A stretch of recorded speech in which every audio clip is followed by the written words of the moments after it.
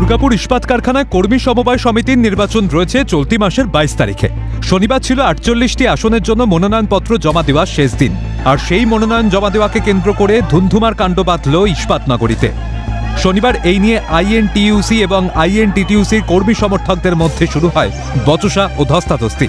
Slogan পাল্টা স্লোগানে নিমেষের মধ্যে উত্তেজনা ছড়িয়ে পড়ে দুর্গাপুরের বেনাচিতি পাঁচমাথা মোড় সংলগ্ন এলাকায়।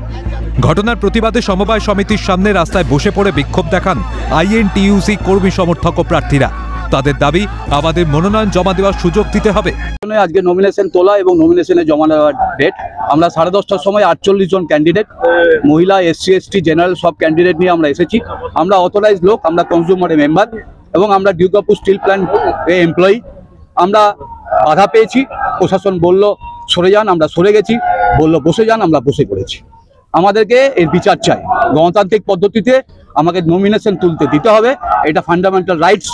আমাকে তুলতে দিতে হবে, আমি ভোটে লড়বো এবং আমাকে যদি কেউ হারিয়ে দেয় গণতান্ত্রিক পদ্ধতিতে হারাবে। এই যতক্ষণ আমাদের এইটা ফয়সলা না হবে, আমাদেরকে সাক্ষাতে না বলবে, ততক্ষণ আমরা উঠছি না। এরপর তৃণমূল শ্রমিক সংগঠনের কর্মীরা আইএনটিইউসি কর্মীদের রাস্তা থেকে তুলতে এলে পুলিশ তাদের বাধা দেয়।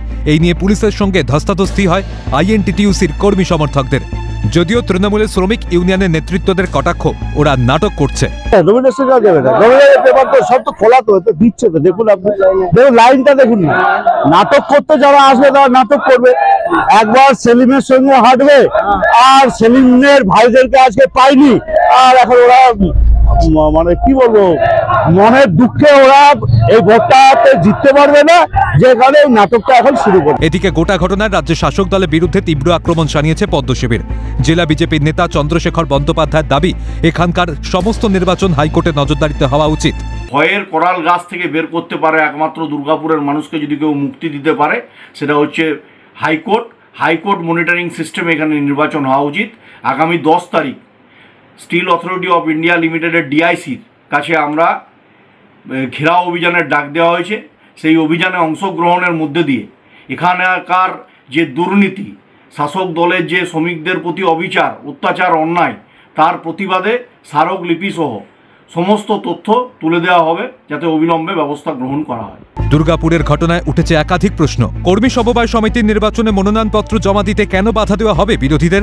এটা কি গণতান্ত্রিক অধিকার লঙ্ঘন নয়? প্রশ্ন ওয়াকিবহাল মহলের। রাজেশ সেনগুপ্তের রিপোর্ট, ক্যালকাটা নিউজ।